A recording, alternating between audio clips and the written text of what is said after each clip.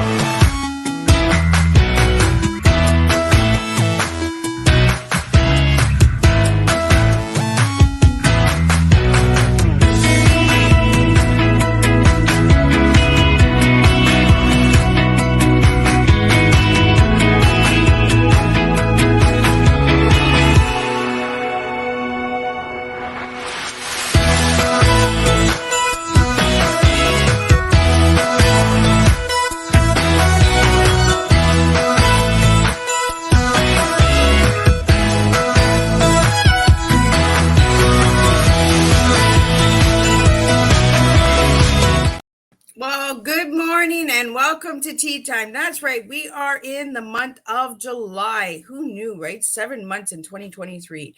This morning, I have the incredible Linda and Charlie Bloom, husband and wife, 50-year anniversary. That's right, 50 long years. For all you couples out there, we can do this if we have the right answers and the right tips and tools. And we have that this morning here. Sitting with us, Linda and Charlie are in the back room, and they will be coming out and answering all your questions. So get them into the comment section and DM Miss Liz if you'd like to. All of that good stuff. So let's get started. Let's do the disclaimer and let's get some bio of Linda and Charlie. And then we're going to have a good, strong TEA this morning. So grab your breakfast. Don't forget, breakfast is very important. And share this tea time because this one is going to be a doozy. So disclaimer for Miss Liz's Tea Time live show. Miss Liz myself is going live using StreamYard. Before leaving a comment, please grant StreamYard permission to see your name at StreamYard.com. Please be advised that the content brought forward for any Tea Time show hosted by myself, Miss Liz, is always brought forward in good faith. However, may bring forward dialogues and opinions that are not representative of my platform. The facts and information are perceived to be accurate at the giving time of airing. All Tea Time guests and audience participants are responsible for using their good judgment in taking any action that may relate to the discussion. The content brought forward may include discussion for some where they may be emotionally at risk. It's significant to know that this show is engaging in discussion forums only to offer and inspire awareness and connection and is not providing therapeutical advice, except for this morning. If you have any questions about the disclaimer or the panelist discussion, you may freely contact Miss Liz through my email at bookingmissliz@gmail.com. Moving forward, should you choose to voluntarily participate in today's show in any aspect, I myself, Miss Liz, welcomes you. And should you decide that the show is not made for you at this time, I respect that choice and we'll see you at a later show at a later date and time.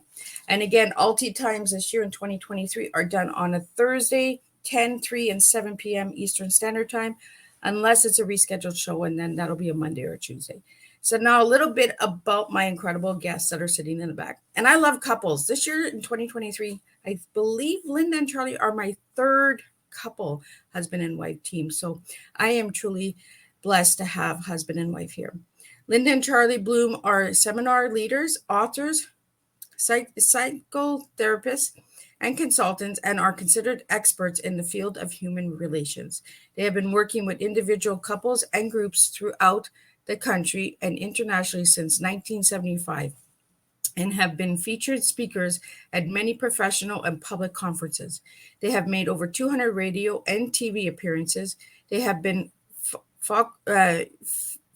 facilitating members and educators of a number of learning institutes and universities, including Alslan Institute, the Crossing, JFK University, Omega Institute, and so much more. So let me get this incredible couple in here and let me have a sip of my tea so they can come and share their tea with all of us this morning. So welcome, Linda and Charlie. I'm so glad to be with you. Me too. Thanks for inviting us. Awesome. So let's get started with Linda and Charlie. I want to go back to where Linda and Charlie first got together and then how you got into being a relationship coaches. Well, we've been together since bell-bottom pants back in the 60s. And we were college students in Boston. It was a very exciting time to be in college. You know, Boston is full of colleges. And we met at a barbecue, a party, and we hit it off right away. And we have been together for a very long time. And we, back in the day, didn't have good communication and negotiation skills. So it was a rocky road part of the time in our relationship. And we learned a great deal about how to handle differences. So we made up our mind that we better write it down and give it to people to try to save them some trouble. So, Charlie, what was it about Linda that you fell for Linda right away at a barbecue? She liked my motorcycle. The motorcycle man. And so that was the point in her favor.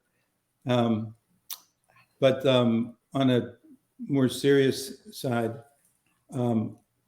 I could tell that she was a very passionate person, that she didn't have any problem expressing herself, her feelings. You can probably tell even just by the way she just spoke that she's very authentic. And that appealed to me. I've always appreciated that in people. It's something that I've always valued in my own life. And it's a cornerstone of the work that we do with couples and individuals, is to practice authenticity, which really has to do with, just being real, being yourself, without scripting it, without, creating some. It's not that you have to tell the truth to everybody all the time, but you have to be willing to be real, and sometimes that can feel challenging or risky.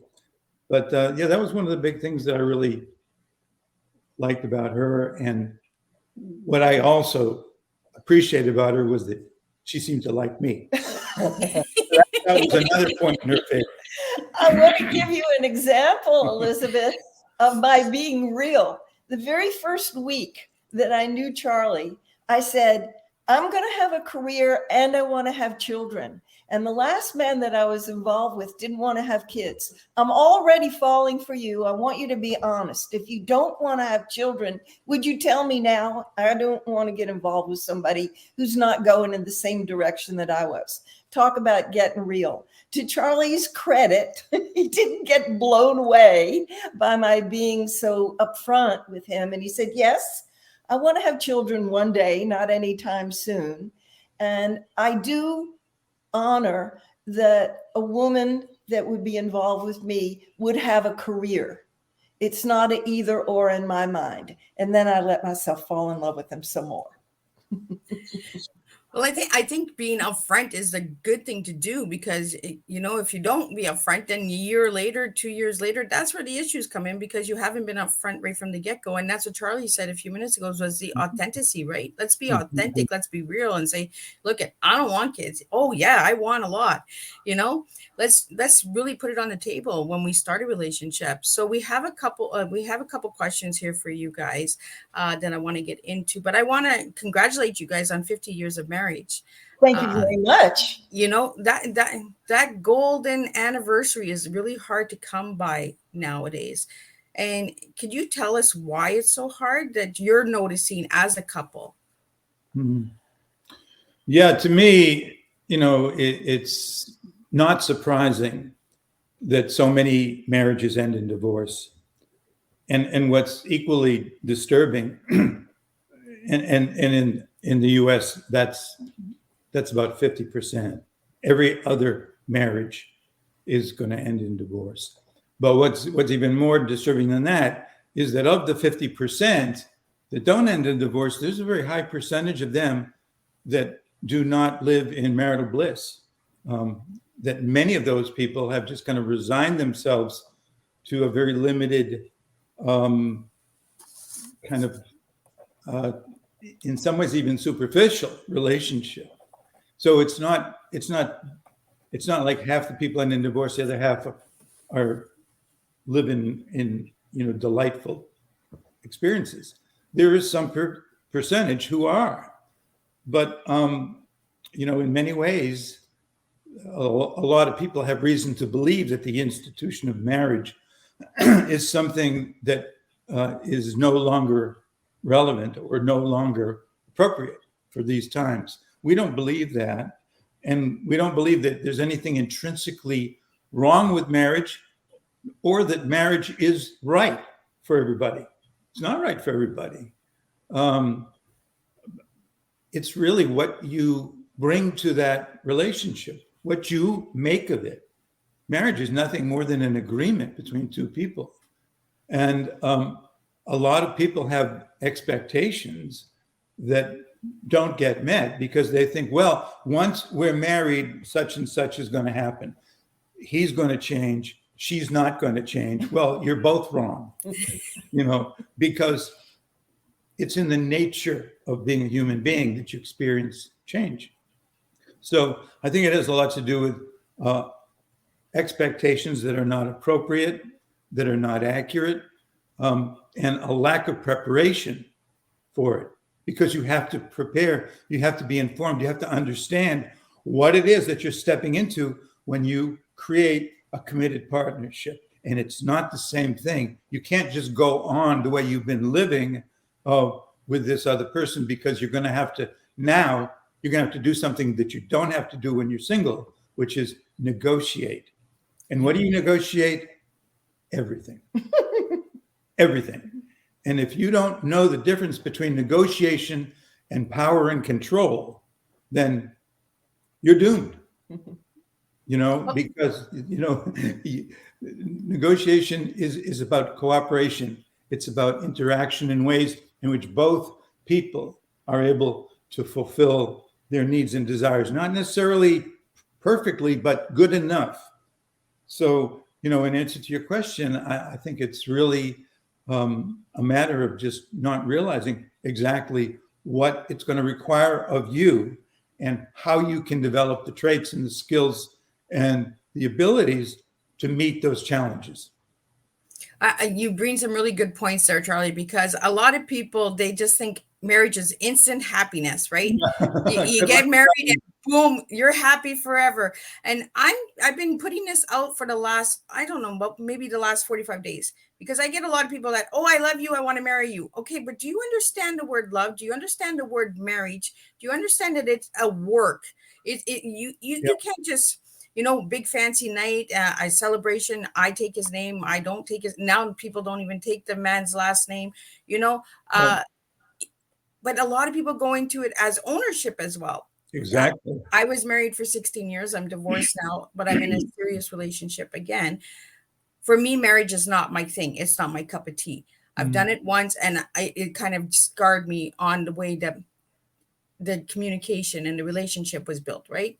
It's because it didn't go into it with authentic reasoning and understanding what the two of us wanted. And I'm glad that you guys brought that up. And for all my viewers and listeners out there, we're going to get really deep this morning because Miss Liz has a lot of really deep questions for Linda and Charlie. And I want to get it out there that marriage is not the instant happiness. Marriage is, like Charlie says, there's negotiations, there's work, there's process, but I'm finding that as I'm looking at couples that are getting married now in today's society, they're just settling. They're having that big fancy evening or day, afternoon. And then after that, it's just settling. Well, what do you do with your spouse? I don't do anything with them. We got married, there's no date nights. There's no communication. The breakdown of communication is gone as soon as that evening is gone, Yeah. So that's what I'm finding as an outsource. But as relationship coaches, how do you feel about communication with couples today? It's essential. It's a requirement to have a good relationship, whether it's a romantic partnership, a marriage, whether it's a good relationship with your children and your parents and your siblings and your coworkers and your friends. And I don't think that, generally speaking, people understand how essential really terrific communication skills are to have a high functioning, deep and meaningful relationship. And often we find when people think about communication, they think about being articulate in expressing yourself about your feelings and your needs. Some people are aware of that, but they don't see the other side, how incredibly important it is to become a black belt listener, to listen with empathy, to really take in what the message is that the other person is sending to you and be with it. We sometimes refer to that as talking meditation, that it actually has a spiritual practice as part of it, that we relate very authentically and we listen to the message between the lines. And often what people are communicating between the lines is, I want you to love me. I want you to like me. I want you to respect me. I want you to value me. I want to appreciate me. And when people can get vulnerable like that and speak more articulately and also listen to the message that other people are sending to them and really take it in and be with it, the depth of connection is so meaningful that the relationship hits the thrive zone, where people feel safe and secure, but also challenged. That we don't have, I had a couple years ago who used to call them the no-fly zones. We don't have the areas that we can't speak about. We create so much safety and security and trust in the relationship that we can bring up anything. I like that no-fly zone, but I like that thrive zone, because we don't thrive. There's. Could you give us like five tools or tips, like how to thrive in your relationship once you're connected? Well, that's a great question. I think very few people ask that question, and maybe don't even realize what the word thrive means. It actually means to do more than just continue, to do more than survive, but it means to experience the fullness of life. It means to be deeply engaged in your experiences and in the experiences of other people. And it means to grow and flourish. And I think that for a lot of people, I talked earlier about expectations. They don't really, although it's kind of a paradox, because in some ways their expectations are unrealistic, but in other ways they're too low, because what a lot of people think is, well, sort of the best you can expect in a marriage is at least to kind of get along with each other, and not fight too much, and we think that that's settling. That's just like a microcosm of a tiny piece of what's possible. That it is possible for you as a person and as a couple to really thrive, to really experience life in the fullness in a way that it's difficult to when you're living a solitary life. And a lot of people make the choice of not getting into a committed partnership because they've had difficult experiences and they don't want to go through that again. And, I'm not, again, like I said earlier, marriage is not for everybody, but it's really important, I think, to recognize what is available in terms of how the quality of your personal life can transform when you partner with another person with whom you share a mutual commitment to each other's thriving. So that's one thing, is just to recognize the potential that's there.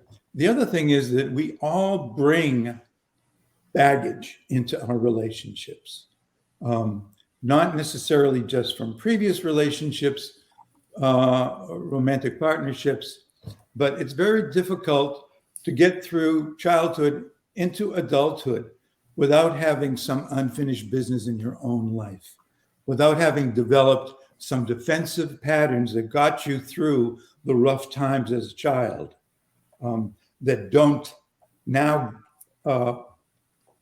take over your interactions in your relationships with other people. Because what worked when you were 8 years old with parents who didn't really have the ability to parent you the way you really needed to be, doesn't necessarily work in your marriage.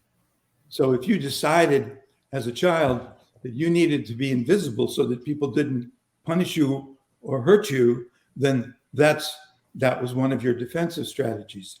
If you decided that when somebody struck out at you, the best way to deal with that was to fight back, that was a defensive pattern.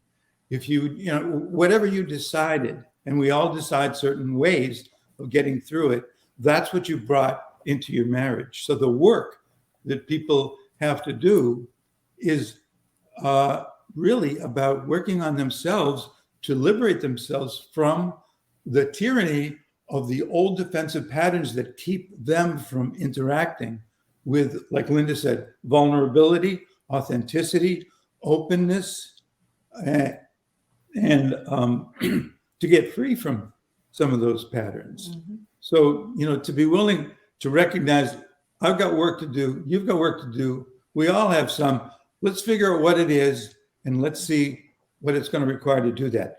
Maybe, we need to learn more about this. Maybe we need to get into counseling, maybe whatever, read books, whatever. But to have that proactive orientation of recognizing that this is what my work is, and this is what I need to focus on, rather than focus on what's disappointing me or upsetting me or scaring me or making me angry because of the other person. I need to look at, okay, what about me? What can I do to be a more effective agent in this situation? Mm-hmm. You want to add something to that? Yes, I agree with everything that Charlie said. And when you were asking for the 5 tips, the first thing that came to mind is to learn how to speak the truth without blame and judgment. And for a lot of us, this was true of us in the old days, we didn't know how to do that. And we had grown up in families who threw their judgments and criticism and their opinions around, and to speak the truth of our experience. You hear a lot about I statements, and sometimes people know that I statements are very powerful. They are.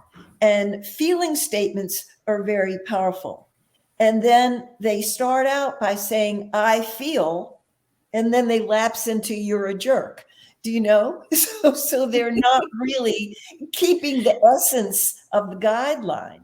So learning how to speak the truth of our experience, which is, quite a discipline, to pause and reflect before we speak so that we're really effective in our communication, talking about our feelings and our needs. Another thing that's a very important tip is about making your relationship a priority. We teach about happiness, and all of the people who we respect in the positive psychology field say the same thing, that you get the biggest bang for your buck out of your closest relationships. And so that's what you want to make a priority. Of course, people's career is important. We love our career. We dedicate a lot of time and effort to our career. But when they do the research all around the world, it's been going on for more than 8 decades now. It's consistent all over the world in every culture that people thrive when they have deep connections to family and community. So making your relationships a priority, the other things in our life tend to go well when our relationships are working well. Another tip that I offer when I'm doing counseling with the couples that I work with and when we teach our classes, let your vision be big. Reach high. Don't settle. You're very keenly aware of how little people are settling for. It's one of the hardest things that we do, is that we encourage the people that we work with, go back to when you were 12, maybe a preteen, maybe your early teens, maybe when you were in college and you were in your 20s. What were you dreaming your life would be about? And how much have you ratcheted that down? Can you take that old vision out of mothballs and revive it and resuscitate it? And don't expect anybody to bring you that happiness and thriving on a tray. You start connecting the dots about what you can do. Charlie talked about being proactive, what you can do, what your work is to do to manifest that lofty vision. And then there's one other tip that's really powerful. Become a champion of repair, because there are going to be breakdowns and we're going to need to learn how to do do-overs, how to apologize, how to forgive ourselves, how to forgive the other person. And becoming adept at repairing is an extremely important life skill, particularly with those people who are the closest to us. So I would say those were some of the hottest tips that I can offer. Well, and I love having this conversation with you guys this morning, because I'm going to pull it out a different way, and I'm going to bring the questions a little different. Like Charlie says, a lot of people don't ask these questions because I pull out words and things that what I'm getting and what my audience is giving me back as feedback. You mentioned the word mothballs. I don't even think a lot of people and listeners today know what mothballs are. Yeah. Yeah. If you put a mothball and you let it settle, and I keep getting this word from you guys, settling. A lot of people are just settling today. Why are we settling like mothballs? We don't want to be disappointed. Yeah. Disappointment hurts. And if we set expectations that are too high, we risk disappointment. A lot of people think that the best way to avoid disappointment is just to have low expectations. So it's a defense against the pain of loss, of disappointment. And it's a way of minimizing or preventing, avoiding risk.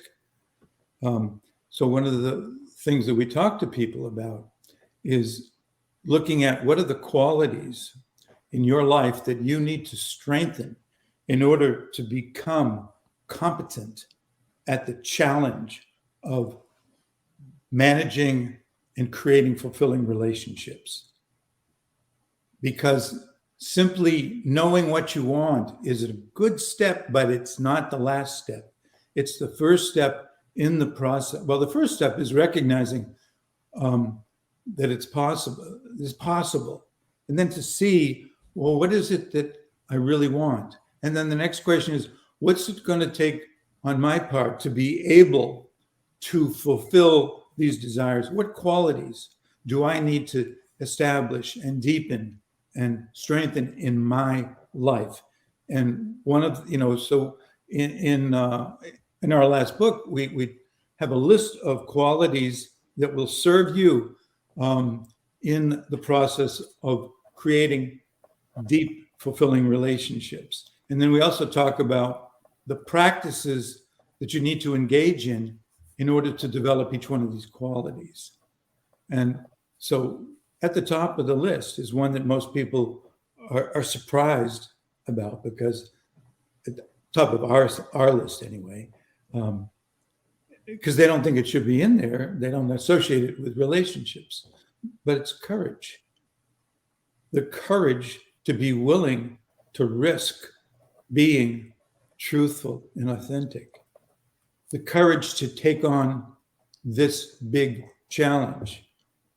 The courage to be able to take the risks that are going to be asked of you to take in the process. So we really, try to help people to see what are your particular qualities that you specifically want to develop. Maybe it's courage. Maybe another one might be compassion. Maybe it could be, for many people, for me it has been patience. That's a big one. Forgiveness, acceptance, tolerance, intention. Resilience. Yeah. Anyway, those are just some examples. But Charlie, you're bringing some really good points. Courage, the courage of marriage. Yeah. We don't talk about that. We just talk about instant happiness. Right. Let's talk about the hard stuff, the compassion, the authenticity, the patience. And you mentioned your new book. So I want to get into that book. You guys have written an incredible book on arguments. I want to get into what was one of your biggest arguments and how did you resolve it? We had the same fight thousands of times. And in the field of therapy, they used to call it the distancer and the pursuer. It changed over time, and then they start to talk about the one who's avoidant and the one who's anxious. I've never really liked the terms because they're so pathological. So we tend now to call them the freedom fighter and the connector. Oh, I like that. Yeah. And Charlie has always been very independent. Freedom is one of his highest values. He's also an introverted guy, so he needs a lot of alone time. Me, I'm a flaming extrovert. I figure out what I'm thinking and feeling while I'm speaking. I'm a connector.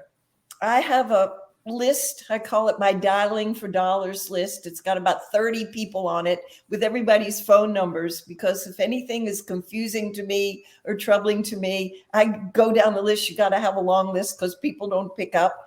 And I keep reaching out until I can talk to somebody and talk it through.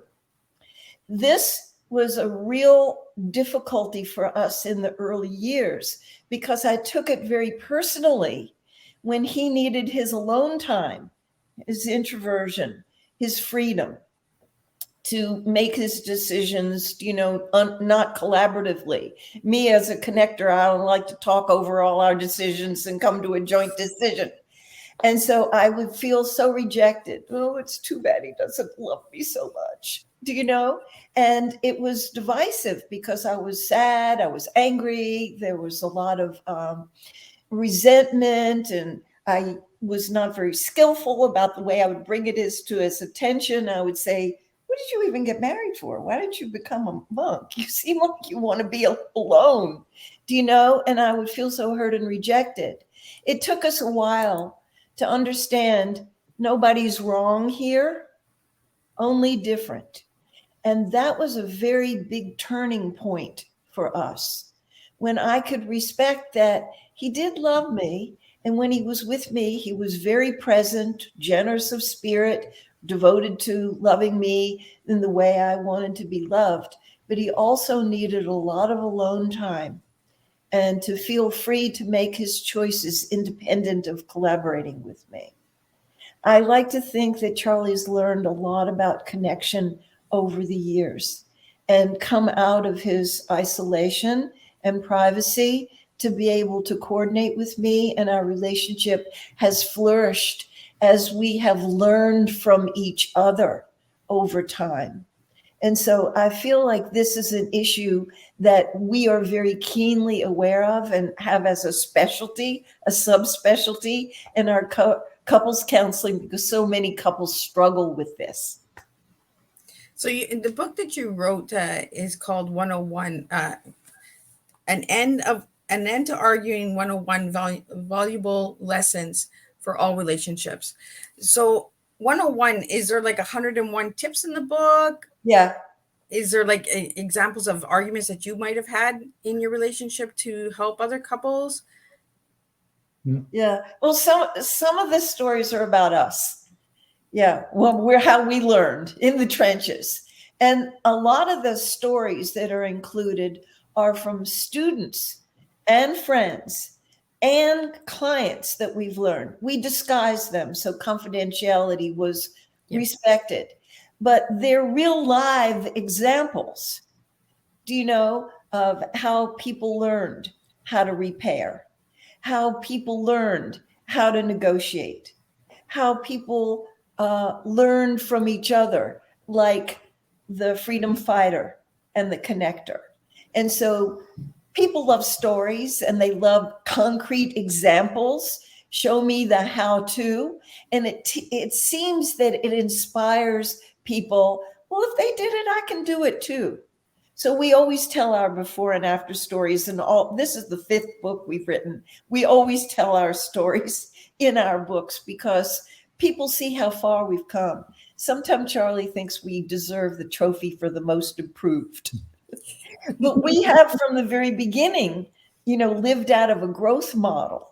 So we're always appealing to our students and our clients and our readership to have a growth model, not to be fixed, not to be defined by their past, to really see that there's so much more available than they may have thought before. But you need to work towards it. Some people have a terrific work ethic. It shows up in the success of their career, but they just don't know what their work is in terms of personal relationships. So we give them a lot of how to, their steps. Do you know, a lot of the chapters have the steps offered. You don't have to do them in order. You don't have to do all of them, but there probably will be something that will stand out and resonate and say, oh yeah, that's me. I'm conflict avoidant. I need to grow some courage to bring up the tough subjects because they're not going to go away. We need to lean into the challenge of finding a way to discuss this. So Linda, can we see the cover of the book again? Here you go.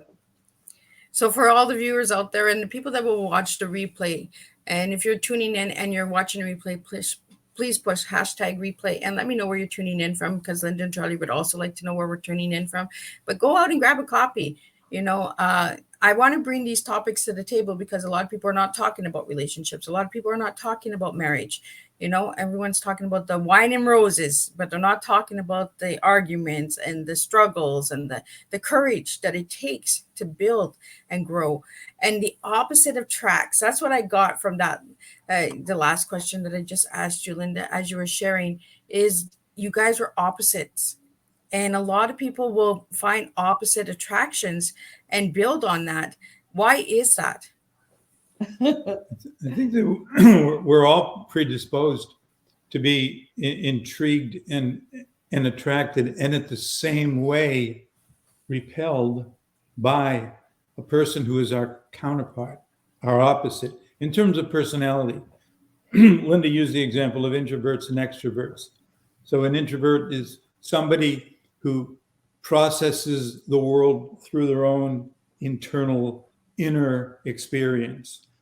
And when they have difficulties or they meet a challenge, their impulse is to kind of disengage and go into their own private space and really consider that. Extroverts, like Linda said, they're the opposite. They process information, they process their feelings interactionally, interpersonally, by speaking to somebody about what they're experiencing. So none of us are pure introverts or extroverts, but there's different balances. So I'm more on the side of introversion. Linda's more on the side of extroversion. And so we are going to attract and be attracted to people who are our counterparts, who are really bringing a different perspective. And I think the reason for that is because some part of us knows that our take on life, our perspective, our way of being, our view of how things are, of reality, is biased or limited because of the nature of our previous experience. So our personalities develop with this bias towards our own predisposition.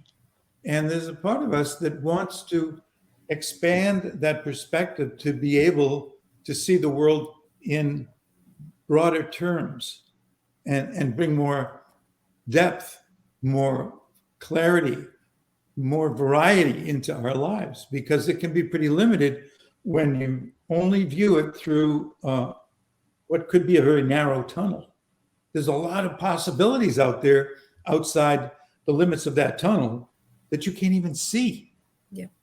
Never mind take advantage of.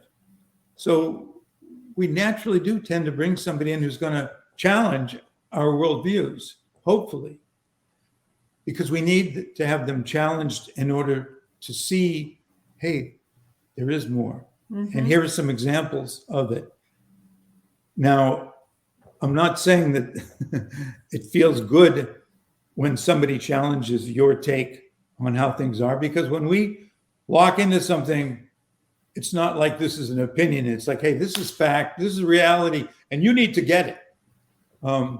So that requires the development of another trait, of another quality, of flexibility, of openness, of the willingness to be wrong, because guess what? Some of us occasionally could possibly be wrong. We may not want to admit it, but ask your partner if they think you've ever been wrong. I think that brings a good point, Charlie, is allowing yourself to be wrong, and taking ownership of being wrong. And it's not who's right, who's wrong. It's when you're wrong, just admit it and admit it. And then we can move forward. But when we put all of the sneakiness in and the lies in and the cheating in, then we got destruction going on, right? Yeah. Then you've got a real problem. The problem isn't that you made a mistake or that you misjudged something or that you were wrong.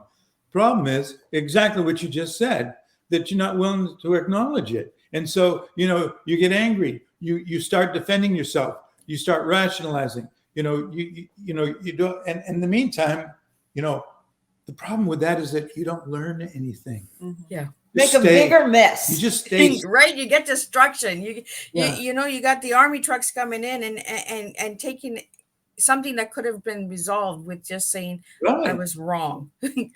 Just those 3 words. But for some people, they'd rather have needles stuck in their eyes than admit those 3 words. Isn't that crazy? Yeah, it is. It's like you catch the kid with his hand in the candy jar, and he says, "No, my hand is not in the candy jar. It's in the jar." You think I'm really that stupid that I'm going to believe your hand is not in there? I'm looking at it right now. Yeah. Well, we use that. My grandma and grandpa used to use that. They were married for 60 years. And my grandma used to say, I caught him in the cookie jar all the time. I know what she was talking about. Yeah, that's right. So admit it, Our ego doesn't like to admit that we're wrong. Yep. It feels too vulnerable. If I admit I'm wrong, then I am subject to being punished. If I admit that I did something I should not have done, then I don't want to be punished. And so when people get really defensive like that, it's almost always for that reason. They don't want to be vulnerable to having somebody get angry at them or punish them. And that's probably what happened when they were younger. And so they learned, don't ever admit you're wrong. That's the best way to avoid punishment. Just don't admit it, no matter what.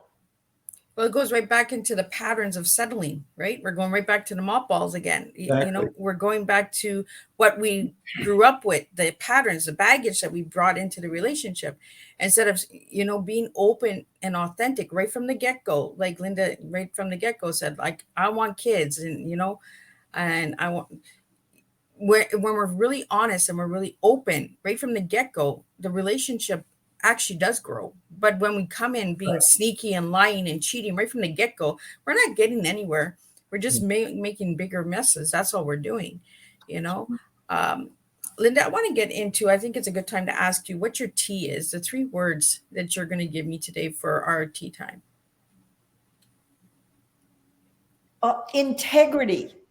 And some people are a little unclear about what the word means. It comes from the base of the root of the word is integer 1, when what we think and feel and say and do is all lined up as 1. That's a piece of work. We really have to grow some to have all of those things, to be a person of integrity. Generosity, to feel that life is good. I have a lot going for me. I am abundant. I have lots of extra to give, to stretch when we feel like we want to, hold it in, to practice generosity on a regular basis, on a daily basis. I don't mean financially, necessarily materially, but with our time and attention to give to the people who are precious to us. And responsibility is very, very, very high on my priority list, to try to live responsibly, so that when we get to the end of our life and we're looking back over our life, that we don't live with regrets, that we weren't dedicated to comfort and security and didn't risk, that we knew what had heart and meaning for us, and we took responsibility for going into the person who could manifest that big vision, those lofty dreams, those exquisite goals. And so I believe that these are all essential for meaningful connection, to take responsibility, to be a person of integrity, and to live a life of generosity. I really love the words that you guys are using today, because we don't hear these words enough. Or we have people using these words and don't understand the meaning of these words. And this is what I want my listeners to understand, is we bring these topics to the table to bring awareness, to bring connection, to bring communication. Right now, we're having an open discussion. We're communicating to each other as a host and as guests, and we have to do that in a relationship. You have to build different relationships. So it's not just a marriage relationship. It's a relationship between you and your guest, you and your companion, you and your spouse, you and your child. Relationships are all over the place. So as relationship coaches, how do you feel that we can better relationships out there? I think the first step is just to be honest with yourself and notice if you are envying people who you see as having relationships like the one that you'd like to have. To see that underneath the envy, there's a desire to have something, and to be honest with yourself about how important it is to you to have that experience. Because so many people, like I said earlier, to avoid disappointment, keep their expectations down low, are not willing to really tell the truth to themselves about what they really want, because they're afraid that if they set their sights too high, they're going to risk disappointment. So they're not honest. If they were honest, when they saw a person or a couple who had the experience that they really want to have, they would recognize that they have that desire themselves. Mm-hmm. And when you recognize it and really own that that is true for me, it's harder to not direct your intention in that direction, which puts you at risk. It means that, you might have to make some changes. You might have to do some things that are uncomfortable. You might have to do some things that you've been avoiding. When you really tell the truth to yourself about your desires, and then you tell the truth to yourself about the thing that most of us are most terrified to admit, is that one day it's going to be too late. When you really get that, yep. Because we tell ourselves, well, that would be nice to have, but, I'm too busy now, or, maybe later. Well, guess what? There is no such thing as later. Later never comes. It's always something that hasn't arrived yet. And if you live your life as somebody who is not, who is a procrastinator, I'll do it later. You will come to a point in your life where later is too late. Yep. And when you are honest about that, it's harder to deny the reality of your own truth. And at some point you have to say, I've got to just bite the bullet and go for it. And, if I don't get it, it's like that saying, better to have loved and lost than never to have loved at all. Better to go for it and fail than to come to the end of your life and have it be full of regrets I wish I had. And I think you're bringing some really good points, Charlie, because, a lot of people say, well, I want what they have. But they don't see the struggles. They don't see all of the hard work that was put into that 50 years of marriage. They think they just the disagreements are, I want to get married. I want to be together for 50 years. I'm going to be the happiest person, but they don't want to do the work. No, that's exactly right. We wrote a book about that too. Book number 2 is Secrets of Great Marriages. And we had been in the field so long, seeing suffering, struggling couples, that we wanted to have an antidote to all of that darkness and, suffering. And so we made a study, an anecdotal study of the happiest couples we could find and let them tell their secrets of success. And nobody lucked into those wonderful marriages. They earned their way in, and they had some serious challenges along the way. There were couples who were homeless, that they made bad financial investments in a business, and they had to move with their kids and their dog into some friends' home for a while because they couldn't, keep their home. We had people who had discovered affairs that almost polished off their marriages, and struggles, health struggles of all different kinds. But they had that kind of grit, of I'm going to use this as an opportunity, and we're not going to let this polish us off. And they worked. So there's no free lunch. And so even if you don't have those, very serious traumas, which a lot of couples do have, but you have the ordinary garden variety, there's still all opportunities to learn and grow. Learn about yourself, learn about the other person, learn about relationship, learn about communication and negotiation skills. These are opportunities embedded in a relationship if you have an agreement that your relationship is going to be about learning and growth, and that one of the reasons we're together is to stretch into each other's world to become more, and that we're here to support each other, to bring out the best in each other, not the worst in each other. When we bring out the worst in each other, instead of just blaming the other person for being deficient, that we use that. Sometimes I call that using all the crap of the relationship as compost to bloom out of. In every relationship, the best relationships all have some crappy stuff in it, but you can use it. It's true, right?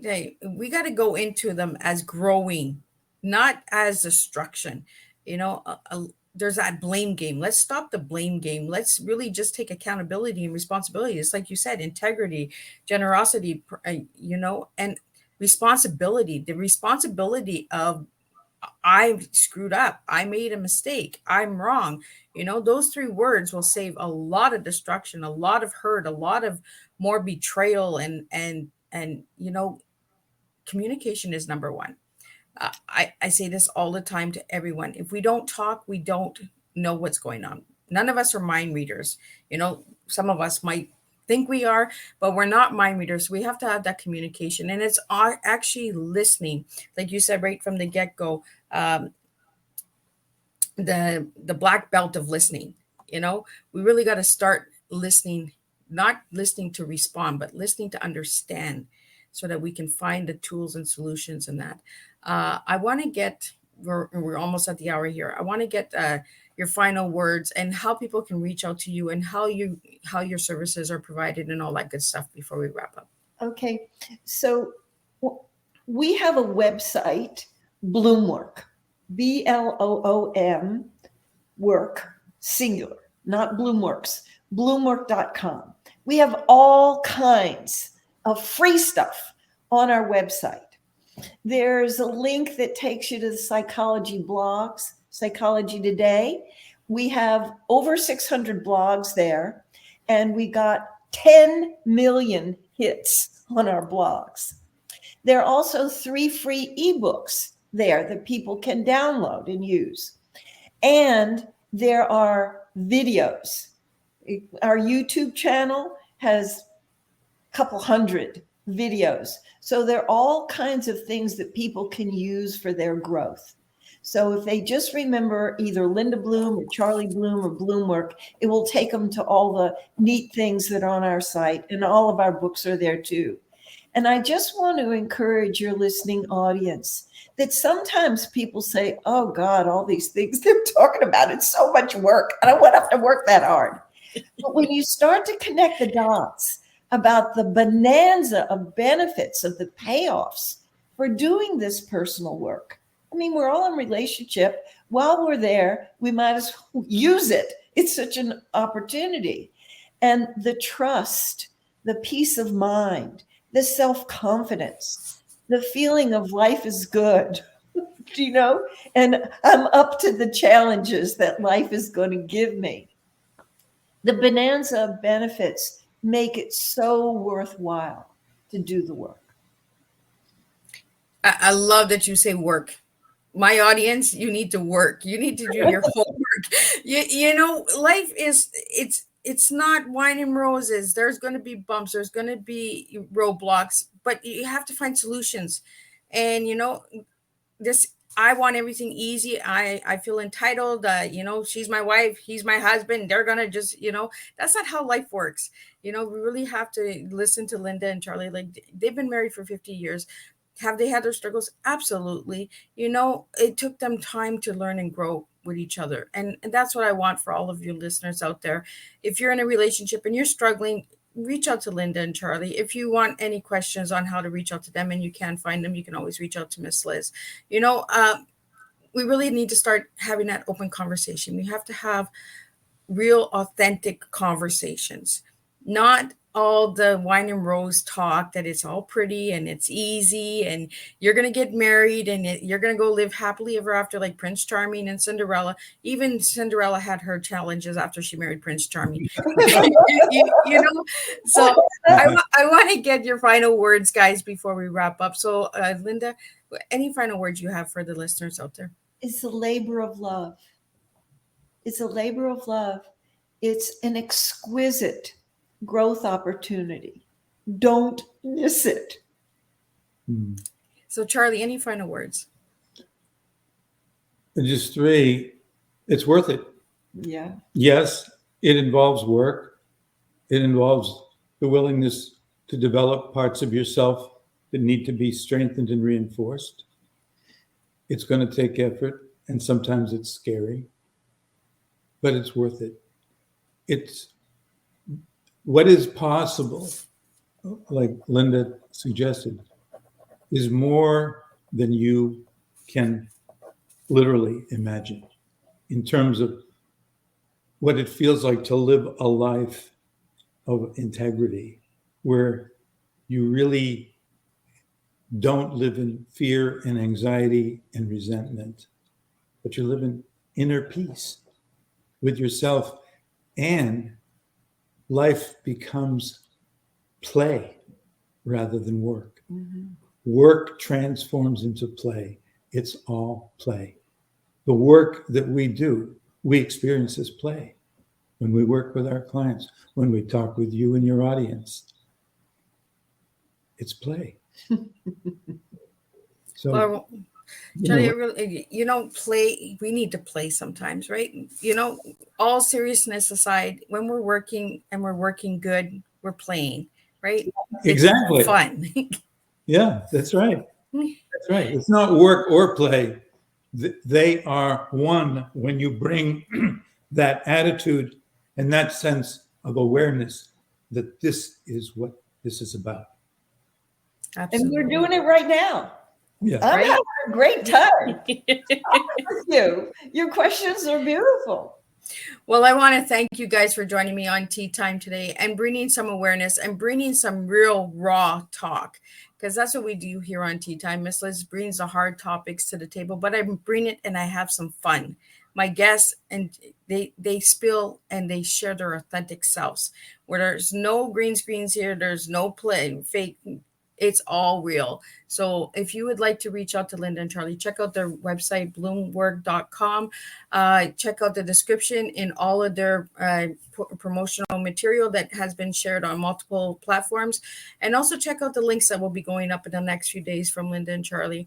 And check out the websites. And if you'd like to see more of Linda and Charlie, you can check out Miss Liz's website as well at www.misslizsteatime.com.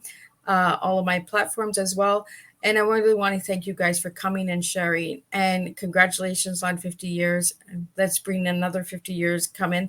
And we will be back at 3 p.m. Eastern Standard Time with Bracha Gortz, who was on season 3, and she'll be returning on season 4 for an update on her new books. And she writes children's books. So we do relationships in the morning, and then we're doing afternoon relationships.